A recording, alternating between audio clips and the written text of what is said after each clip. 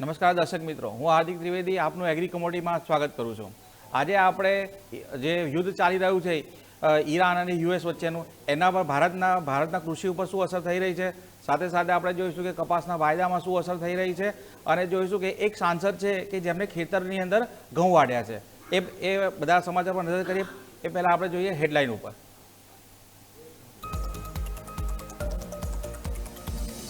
Iran US સંઘર્ષની અસર ભારતીય કૃષિ ઉપર જોવા મળી। સંઘર્ષના કારણે ખાતર ઉત્પાદનમાં તીવ્ર ઘટાડાની સંભાવના। ભારત એક મોટો ઉત્પાદક દેશ હોવા છતાં ફોસ્ફેટ અને પોટાશ જેવા કાચા માલ ઉપર અન્ય દેશો પર રહે છે નિર્ભર।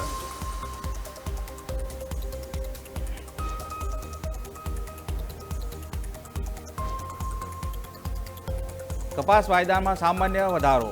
માર્ચ મહિનામાં જોવા મળ્યું નબળું ટ્રેડિંગ। એડજસ્ટમેન્ટ વર્લ્ડ પ્રાઇસમાં સુધારો। કપાસ વાયદા કરી રહ્યા છે એક રેન્જ બાઉન્ડમાં ટ્રેડ। સ્પોટ કપાસમાં પ્રતિ મણ ભાવ મજબૂત રહ્યો।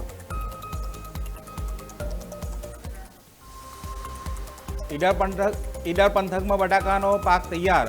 પાકની ઉત્તમ ગુણવત્તાના કારણે વેપારીઓ લઈ રહ્યા છે હાથોહાથ માલ। બટાકાની સારી ઉપજ અને બજારમાં પોષણક્ષમ ભાવ મળતા ખેડૂતો થયા રાજીના રેડ।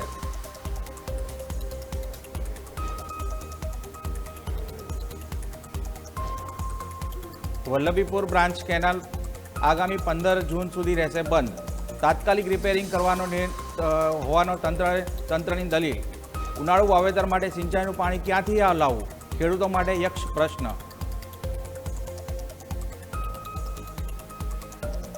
રાજ્યમાં ગરમીનો પારો વધશે। આગામી 2 દિવસમાં તાપમાન થઈ શકે છે 2 થી 3 ડિગ્રીનો વધારો। હવામાન વિભાગે આગામી 3 દિવસ માટે જાહેર કર્યું યલો એલર્ટ। રાજ્યના 9 શહેરમાં તાપમાનનો પારો 37 ડિગ્રીને પાર।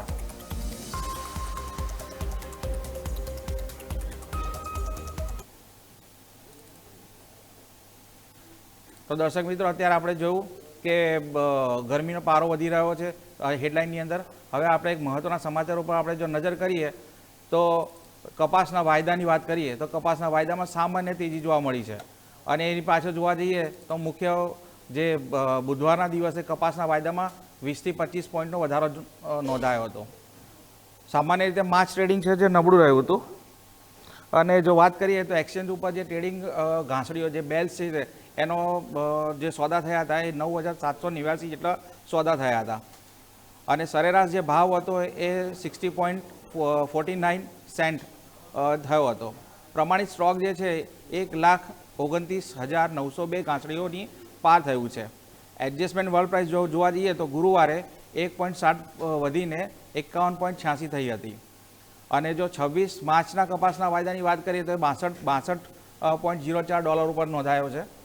જ્યારે મે કપાસનો છે 25 પોઈન્ટ ઉછળીને 64.29 ડોલર ઉપર આવ્યો છે। અને હાલ જોવા જઈએ તો વાયદા જે કોટન વાયદા જે છે ફ્યુચર્સ એક રેન્જ બાઉન્ડને ટ્રેન્ડ કરી રહ્યો છે। કોટનનો ફ્યુચરનો ભાવ છે જે $61 લઈને $62 અને $63 વચ્ચે રમી રહ્યો છે। અને સ્પોટમાં જો વાત કરવા જઈએ તો પ્રતિ મણનો ભાવ છે એ 1500 થી 1600 બોલાઈ રહ્યો છે। અત્યારે જોવા જઈએ તો ગુજરાતના મોટાભાગના માર્કેટો તો બંધ છે, પણ આગામી સમયની અંદર જ્યારે માર્કેટ ખુલશે ત્યારે ખબર પડશે કે સ્પોટ અને ફ્યુચરના ભાવમાં કેટલો તફાવત આવે છે। તો ધવલભાઈ, મારે અત્યારે અહીંયા જાણવું છે કે આ જે ફ્યુચરના જે ભાવ છે એનું ટ્રેડિંગ છે નબળું થઈ રહ્યું છે અને રેન્જ બાઉન્ડ થઈ રહ્યું છે। તો એની પાછળ એવું કહી શકાય કે ઉનાળુ જે વાવેતર આવી રહ્યું છે જે નબળું રહી શકે છે, કાં તો પછી ઉનાળુ વાવેતર કપાસ છે જે સામાન્ય રીતે દેખવા છે કે રવિ પાક કરતાં ઉનાળુ વાવેતર ઓછું આવી રહ્યું છે, એના હિસાબે જે ટ્રેડ છે એક રેન્જ બાઉન્ડ અને એક ટ્રેડમાં ફસાયેલો છે। જી, એટલે આમાં હવે આપણે પરિસ્થિતિ જોવા જઈએ તો ઉનાળામાં વાવેતર ઓછું થતું હોય છે અને તેના કારણે પાક ઓછો આવતો હોય છે। એટલે આવી પરિસ્થિતિની અંદર વાયદાના ભાવમાં વધારો થવો જોઈએ, પરંતુ અત્યારે રેન્જ બાઉન્ડ થવાનું સમગ્ર જે કારણ છે તે જોઈએ તો અત્યારે જે વૈશ્વિક પરિસ્થિતિ અને ટ્રાન્સપોર્ટેશનની એક સમસ્યા જોવા મળી રહી છે। કારણ કે જે રીતે સ્ટ્રેટ ઓફ હોર્મુઝ બંધ થયું છે એને ફક્ત ક્રૂડ ઉપર અસર નથી, પણ બહુ બધી જગ્યાએ છે। કારણ કે જે શિપ ત્યાં માલ સપ્લાય કરીને એક દેશમાંથી બીજા દેશમાં બીજો સામાન લઈ જવાના, તો અત્યારે શિપની જ ઓવરઓલ અછત જોવા મળી રહી છે। અને ઘણી બધી જગ્યાએ અત્યારે આ જે શિપ છે તેની અછતના કારણે માલ સપ્લાય કરવામાં તકલીફ આવી રહી છે। એટલે જે ઓવરઓલ જે કપાસના આપણે જોઈએ તો ગ્લોબલી આપણે જે વાત છે ને, બીજું કે ત્યાં ગુણવત્તાનો પણ એક સવાલ છે કે કપાસના સોદા તો થઈ રહ્યા છે, પરંતુ સારી ગુણવત્તાવાળો હોય તો ભાવ ઊંચા મળી રહ્યા છે, નબળી ગુણવત્તા હોય તો ઓછા મળી રહ્યા છે। એટલે આ પરિસ્થિતિની અંદર આ થોડોક વિરોધાભાસ પણ જોવા મળી રહ્યો છે. એટલે ઓવરઓલ જો અહીંયા સપ્લાય ઘટવાનો હોય તો ભાવમાં વધારો થવો જોઈએ, પરંતુ ઉલટાનો અહીંયા રેન્જ બાઉન્ડ જોવા મળી રહ્યો છે. એટલે જે વાયદા અને આપણે હાજર બજારની અંદર જોવા જઈએ તો અત્યારે જે ગુણવત્તાવાળો કપાસ છે તેનો સપ્લાય તો યોગ્ય છે, પરંતુ તેમ છતાં અહીંયા ક્યાંય તાલમેલ ન થવાના કારણે આ એક થોડોક ફરક જોવા મળી રહ્યો છે. એટલે જે સ્પોટની અંદર આપણે ભાવ જોઈ રહ્યા છે અને વાયદાની અંદર જોઈ રહ્યા છે તેમાં એક ખાસો ફરક છે. અને આપણે ગુજરાતમાં આપણે જોયું તો આ વખતે પ્રતિમણ 1500થી લઈને 1700 સુધી સારી ગુણવત્તાના કપાસના આપણને મળ્યા છે, અને જો ખરાબ ગુણવત્તાનો હોય તો મિનિમમ 800 રૂપિયા તો મળ્યા જ છે. એટલે હાલમાં પણ જોઈએ તો રોજની 5000થી 7000 ગાંઠડીના સોદા થઈ રહ્યા છે, જે આપણા અહીંના પ્રમાણે એક સારું કહી શકાય, પરંતુ આંતરરાષ્ટ્રીય બજારમાં એટલા સોદા નથી થઈ ગયા. એટલે એ આના કારણે એક થોડોક વિરોધાભાસ છે. એટલે આંતરરાષ્ટ્રીય બજારના કારણે કદાચ આપણા અહીંના માર્કેટમાં થોડીક અસર થાય, પરંતુ અહીંયા આગળ આપણે કોઈ ચિંતા કરવાની જરૂર હોય તેવું નથી લાગી રહ્યું. જી ધવલભાઈ, ધન્યવાદ. હવે આપણે એક મહત્વના સમાચાર પર નજર કરીએ તો ઈરાન અને યુએસનું યુદ્ધ છે, જે એની બંને વચ્ચે સંઘર્ષ ચાલી રહ્યો છે, એની અસર એક્રોસ ધ કોમોડિટી ઉપર પડી છે. અને એ કોમોડિટીની અંદર એગ્રી કોમોડિટી પણ અછૂતી રહી નથી. અને એની અસર જોવા જઈએ તો ભારતીય કૃષિ ઉપર પણ પડી છે. દેશના કૃષિ ઉત્પાદનમાં ખાતર ઉદ્યોગ છે ને એ આધારસ્તંભ ગણવામાં આવે છે, અને એ આધારસ્તંભ ઉપર જ અત્યારે એવું લાગી રહ્યું છે કે એના પર માર પડી રહ્યો છે, કારણ કે ખાતર ઉત્પાદનની તીવ્ર ઘટાડાની સંભાવના જાણકારો જોઈ રહ્યા છે. એની પાછળનું કારણ એ છે કે તાત્કાલિક ધોરણે કતારમાંથી જે LNG સપ્લાય હતું એ સ્થગિત કરવામાં આવ્યું છે, જે સ્ટેટ ઓફ હોર્મન્સના કારણે જે સ્થગિત કરવામાં આવ્યું છે. અને બીજી વાત કરીએ તો પશ્ચિમી દેશોમાં વધી રહેલા ભૌગોલિક જે જીઓપોલિટિકલ ટેન્શન થઈ રહ્યું છે એના હિસાબે તણાવ હજી વધવાની શક્યતા લાગી રહી છે. અને એના કારણે જ્યારે ગલ્ફ કન્ટ્રીઝની અંદર આ જે બધી જે ટેન્શન થઈ રહ્યું છે એના હિસાબે ગેસનો સપ્લાય જે છે એ અટકી ગયો છે. અને ગેસ એ યુરિયા પ્લાન્ટ માટે સૌથી મહત્ત્વનો ગણવામાં આવે છે. એના હિસાબે જે જાણકારો છે બજારના, એ લોકો માને છે કે જે સપ્લાય છે એ વિક્ષેપ થઈ શકે છે, મતલબ કે બાધિત થઈ શકે છે. અને આ પરિસ્થિતિ એ ખાતર માટે ચિંતાજનક છે, કારણ કે હવે ઉનાળુ વાવેતર આવી રહ્યું છે. ઉનાળુ વાવેતરમાં ખેતરો છે કે ખેતરોમાં ખેડૂતો પોતાના ખાતર માટે સરકાર સામે માંગ કરશે. અને સરકાર સામે આ મોટો પ્રશ્ન છે કે આ મુદ્દાને કઈ રીતે ઉકેલવો. એ સાથે સાથે જોવા જઈએ તો નેચરલ અને યુરિયા ગેસ ફીડ સ્ટોક છે જે એ આપણે મહત્ત્વનું ધરાવે છે. અને વૈશ્વિક સ્તરે જોવા જઈએ તો ચીન, રશિયા અને મધ્ય પૂર્વના દેશો એ યુરિયાના મોટા ઉત્પાદકો છે. અને આપણા દેશની અંદર સૌથી વધારે જે ખેડૂતો માંગ કરતા હોય છે યુરિયાની કરતા હોય છે. અને ભારત એક નેનો યુરિયા, લિક્વિડ યુરિયા એના માટે ભારત કામ કરી રહ્યું છે. પણ જોવા જઈએ તો એના જે બેઝિક કમ્પોનન્ટ છે ફોસ્ફેટ રોક અને પોટાશ, એ જે કાચો માલ છે એ આપણે આયાત કરીએ છીએ, અને એ આયાત ઉપર અસર થઈ રહી છે. અને પરિસ્થિતિ જો થાળે ના પડીને તો આગળના સમયને ખાતરમાં કાપ અથવા તો ખાતર મોંઘું થઈ શકે છે. એટલે આ બધા પ્રશ્નોને જોઈને એવું લાગી રહ્યું છે કે આ ઈરાન અને યુએસનો જે સંઘર્ષ છે કૃષિ પર પણ પડી રહ્યો છે. તો ધવલભાઈ મને એ સમજાવો કે અહીંયા યુરિયાને લઈને આગામી ઉનાળુ જે પાક છે અને ખેડૂતોને જે ખાતર મોંઘું થવાની શક્યતા કરી કે નહીં? ચોક્કસ, કારણ કે આપણે જોઈએ તો જે રીતે અત્યારે જે યુરિયા માટેનું રો મટીરિયલ છે તે તમામ ખાડી દેશોમાંથી આવે છે. એટલે અને બીજું કે રશિયા અને ચીનમાં તેનું રો મટીરિયલ છે, પરંતુ તેનો આપણે તેમની પાસે વેપાર ઓછો રાખ્યો છે. આપણે ખાડી દેશો સાથે જ યુરિયાનો જે વેપાર છે તે રાખ્યો છે. આ પરિસ્થિતિની અંદર અત્યારે આપણને ખ્યાલ છે કે આપણો જે ક્રૂડનો જથ્થો છે તે પણ 24-25 દિવસનો જ બચ્યો છે.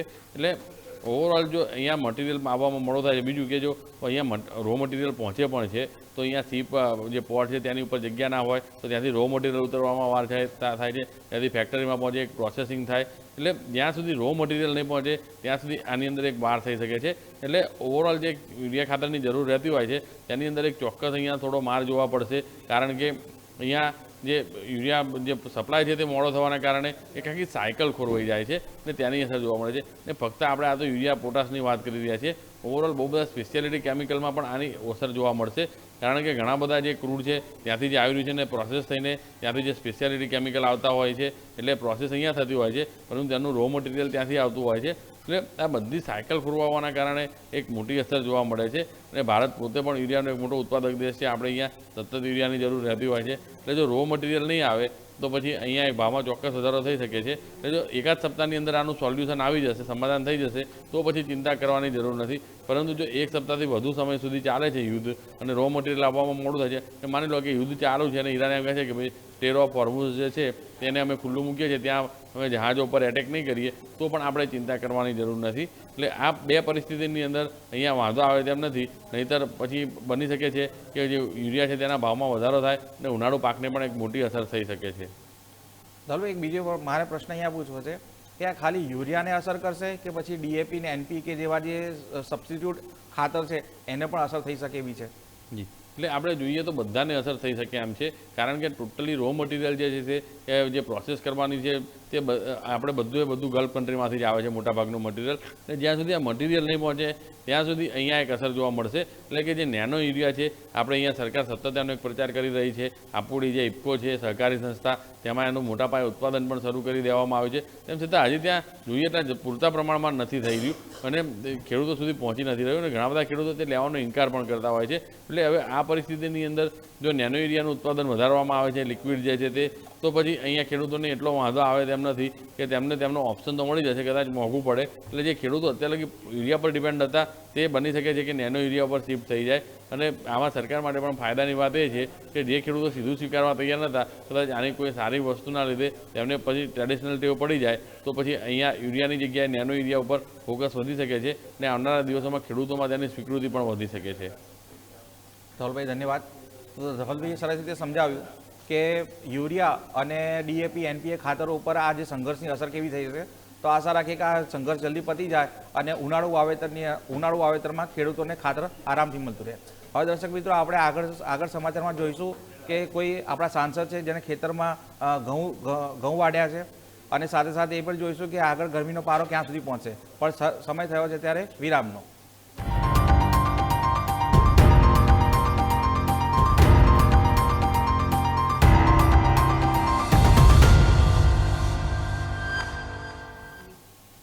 બ્રેક બાદ દર્શક મિત્રો આપણું સ્વાગત છે. હવે આપણે એક મહત્વના સમાચાર પર નજર કરીએ તો ઈડર પંથકમાં બટાકાનો પાક તૈયાર થઈ ગયો છે અને ખેડૂતો માલ લઈને યાર્ડમાં પહોંચી પણ રહ્યા છે. બટાકાના સારા ભાવ મળે તેવી આશા ખેડૂતો સેવી રહ્યા છે. એની પાછળ રીઝન એ છે કે જે બટાકા જે છે એ જે બટાકાની જે સાઇઝ છે એ મોટી છે અને જે એને જે મોટી જે ફૂડ ચેન છે જે ફ્રેન્ચ ફ્રાઈઝ બનાવવામાં એના માટે સારી માંગ રહેતી હોય છે. અને પેપ્સિકો જેવી કંપનીઓ તો હાથોહાથ માર્કેટમાં ખેતરમાં આવીને વસ્તુઓ લઈ જતી હોય છે બટાકા જેવા. તો ખેતરમાંથી મોટા અને સારી ગુણવત્તા બટાકા નીકળી રહ્યા છે, એક એ છે. અને બીજી વસ્તુ છે પાકની ઉત્તમ ગુણવત્તાના કારણે વેપારીઓ હાથોહાથ માલ ખરીદી રહ્યા છે અને બટાકાની સારી ઉપજને પોષણક્ષમ ભાવ મળી રહ્યા છે, જેને ખેડૂતોને ફાયદો થઈ રહ્યો છે. અને આ વર્ષે જોવા જઈએ તો વાતાવરણે પણ એમનો મતલબ બટાકાના પાકને સારું એવું અનુકૂળ રહ્યું હતું અને યોગ્ય પદ્ધતિથી જે આપણા ખેડૂતો જે વાવેતર લઈ રહ્યા છે બટાકાનું, એના કારણે ઉપજ પણ સારી રહી છે. એટલે અત્યારે તાજેતરમાં જોવા જઈએ તો નવા બટાકા હવે માર્કેટમાં આવવાના ચાલુ થઈ ગયા છે અને એના કારણે બટાકાના કારણે ખેડૂતોને લાભ થઈ રહ્યો છે. તો ધવલભાઈ, મારે અહીંયા એ પૂછવું છે કે જે બટાકા જે છે, ગુજરાતના બટાકા ખાસ કરીને ઈડર પંથકમાં છે અને આપણે દેગામના આસપાસના છે, તો ત્યાં છે કોન્ટ્રાક્ટ ફાર્મિંગ કરીને આ રીતના ખેડૂતો કામ કરી રહ્યા છે અને બટાકાની અંદર સ્પેશિયલી બટાકાની અંદર કોન્ટ્રાક્ટ ફાર્મિંગ થઈ રહ્યું છે. તો આ ખેડૂતોની જે આપણા ગુજરાતના ખેડૂતોની પહેલ જે છે એના વિશે તમારું શું કહેવું? એટલે આપણે અહીંયા જોઈએ તો આ એક ખૂબ સારી વસ્તુ છે. અને બીજું કે જે રીતે કૃષિ કાયદાઓનો વિરોધ થયો હતો, પરંતુ આપણે અહીંયા તો આ પ્રથા વર્ષોથી ચાલી રહી છે. એટલે ખેડૂતોને બિયારણ પણ કંપની પૂરું પાડે છે. તે સિવાય ખેડૂતોએ આમાં ખાલી મહેનત જ કરવાની હોય છે અને એડવાન્સમાં પૈસા પણ આવી જાય છે અને તબક્કાવાર આવે છે. એટલે ખેડૂતોને અહીંયા ખૂબ જ સારા પ્રમાણમાં લાભ થઈ રહ્યો છે. એટલે જે લોકોને વિવિધ કંપનીઓ જોડે કોન્ટ્રાક્ટ કરેલા છે તેમને અહીંયા વાંધો નથી, પરંતુ જેમને કોન્ટ્રાક્ટ નથી કર્યા તે હાજર બજારમાં વેચવા જાય તો તે એક સારા ભાવની આશા રાખી રહ્યા છે. કારણ કે કોન્ટ્રાક્ટ જે ખેડૂતોએ કરેલો છે તેમને તો સ્વાભાવિક જ છે કે તેમને તેમની મહેનતનું વળતર મળી જવાનું છે. ભાવ વધારે હોય કે ઓછો હોય, પરંતુ તેમનો જે ભાવે કોન્ટ્રાક્ટ થયો છે તે પ્રમાણે ઓછો ભાવ હોય તો નુકસાન નથી જતું અને વધુ હોય તો લાભ નથી મળતો. એટલે કોન્ટ્રાક્ટ ફાર્મિંગની અંદર આ એક થોડુંક નાનું જે લાભ હોય છે ક્યારેક જતો કરવો પડે છે, પરંતુ ઓવરઓલ જ્યારે ભાવ ગગડી ગયા હોય છે ત્યારે ત્યાં વાંધો નથી આવતો. અને આપણે બનાસકાંઠા, સાબરકાંઠા, દહેગામ એટલે ગાંધીનગર આ પટ્ટામાં ખૂબ જ બધા ખેડૂતો આ કોન્ટ્રાક્ટ ફાર્મિંગ કરીને બેઠા છે અને આ બટાકાની માંગ વિદેશમાં પણ સારી રહેતી હોય છે. એટલે અહીંયા ખેડૂતોને એક સારા ભાવ મળવાની ચોક્કસ ખાતરી છે. અને ગઈકાલે આપણે કોલ્ડ સ્ટોરેજની ચર્ચા કરી હતી. એ કોલ્ડ સ્ટોરેજ છે તે દહેગામ પંથક અને બનાસકાંઠા પંથકની અંદર ખૂબ જ મોટા પ્રમાણમાં છે. એટલે જે ખેડૂતોને જો યોગ્ય ભાવ ના મળે તો તે નજીવા ભાવથી તેમના જે બટાકા છે તેનો સંગ્રહ કોલ્ડ સ્ટોરેજની અંદર કરતા હોય છે, જેથી કરીને પાક પણ ના બગડે અને સારો ભાવ આવે ત્યારે તે વેચી શકતા હોય છે. એટલે આ જે અહીંયા ઓવરઓલ જે બટાકાની સારી માંગ રહેતી હોય છે તો તેના કારણે અહીંયા ખેડૂતો પણ હવે વાવેતર વધારતા થયા છે અને સારો ભાવ મળી રહ્યો છે અને કોન્ટ્રાક્ટ ફાર્મિંગના ખેડૂતોને તો આપણને ખ્યાલ જ છે કે તબક્કાવાર પૈસા મળે છે, કંપની સામેથી જ બિયારણ પણ આપી જાય છે અને માલ પણ લઈ જાય છે, તેમને ટ્રાન્સપોર્ટેશનનો પણ ખર્ચ નથી હોતો, એટલે તેમને આ એક લાભ થતા હોય છે. એટલે સારી ગુણવત્તાવાળા જે બટાકા છે તેને ચોક્કસ અહીંયા એક લાભ થવાનો છે અને ખેડૂતોને પણ વાંધો આવે તેમ નથી લાગી રહ્યું. ધવલભાઈ ધન્યવાદ. તમે એક સાચી વસ્તુ કીધી કે જે કોલ્ડ સ્ટોરેજની જે વાત કરી કે કોલ્ડ સ્ટોરેજ વધારવાની વાત થઈ રહી છે, તો તાજેતરમાં જ આપણા જે કૃષિ મંત્રી છે શિવરાજસિંહ ચૌહાણ, એમને રાજ્યસભાની અંદર એક વસ્તુ કીધી હતી કે આગામી સમયની અંદર ભારત સરકાર 1 લાખ કરોડ રૂપિયા જે એગ્રી ઇન્ફ્રા પાછળ વાપરી રહી છે અને એગ્રી ઇન્ફ્રા પાછળ જે વાપરવાના છે એની અંદર આ છે કે કોલ્ડ સ્ટોરેજની સંખ્યામાં વધારો અને સુધારો થાય, સાથે સાથે તમારો જે વેર હાઉસ છે જ્યાં માલ તમારો પડ્યો રહે, પેરિસેબલ કમોડિટી માટે જે કોલ્ડ સ્ટોરેજ સાથે વેર હાઉસની સગવડ મળી રહે. એટલા માટે કહી શકાય કે કેન્દ્ર સરકાર, રાજ્ય સરકાર ખેડૂતલક્ષી નિર્ણયો લેવામાં ત્વરિત નિર્ણયો લે છે. જી, તો હવે આગળ વાત કરીએ આપણે કે જે બટાકાનું તો વાવેતર સારું થયું ઈડરમાં. હવે આપણે સીધા જઈએ અમરેલીથી પણ એક સરસ સમાચાર આવી રહ્યા છે. બાગાયતી પાકના વાવેતરમાં ત્યાં વધારો જોવા મળ્યો છે. અમરેલી જિલ્લાના ખેડૂતોએ બાગાયતી ક્ષેત્રે એક નવી ઊંચાઈ સર કરી છે. જિલ્લામાં એક જ વર્ષની અંદર 60,000 હેક્ટરથી 60,000 હેક્ટર વિસ્તારમાં બાગાયતી પાકનું વિસ્તરણ થયું છે. મતલબ કે 60,000 હેક્ટરની અંદર બાગાયતી પાકનું વાવેતર. બાગાયતી પાકોની અંદર જોવા જઈએ તો તમામ પ્રકારની શાકભાજી છે બાગાયતી પાકમાં આવે. એ સાથે સાથે જોવા જઈએ તો રાજ્ય સરકારની સહાયથી જિલ્લાના ખેડૂતોએ પ્રોત્સાહિત કરવામાં આવે છે. એટલે ક્યાંક ને ક્યાંક કહી શકાય કે રાજ્ય સરકાર અને કેન્દ્ર સરકારની સહાય અને સહાયના કારણે સતત ખેડૂતો પ્રોત્સાહિત થઈ રહ્યા છે. ખેડૂતો પ્રાકૃતિક કૃષિ તરફ પણ વળી રહ્યા છે. એટલે જે બાગાયતી પાક થયું છે 60,000ની અંદર, એની અંદર થોડોક અંશ એવો છે કે જે પ્રાકૃતિક ખેતી પણ કરવામાં આવી રહી છે અને ખેડૂતોને સતત એફપીઓ અને એફપીસી એમાં રચનામાં અને પ્રોત્સાહિત કરવામાં આવે છે. અને જો વાત કરવા જઈએ તો જિલ્લાની અંદર ડ્રેગન ફ્રૂટ અને અરજી જેવા પાકોનું પણ વાવેતર સારું થઈ રહ્યું છે. તો ધવલભાઈ, મારે અહીંયા એક પૂછવું છે કે આ ડ્રેગન ફ્રૂટ, અંજીર આ જે છે રોકડિયા પાક તરીકે ગણવામાં આવે છે. સાથે સાથે એવું છે કે બાગાયતી પાકો છે કે જે કેવું છે કે કેશ એન્ડ કેરી જેવું છે. તો આનાથી ખેડૂતોને ફાયદો થઈ રહ્યો છે, પણ આની અંદર એફપીઓ શું રોલ ભજવી રહ્યો છે અને એફપીઓના કારણે ખેડૂતોને કેટલો ફાયદો થઈ રહ્યો છે?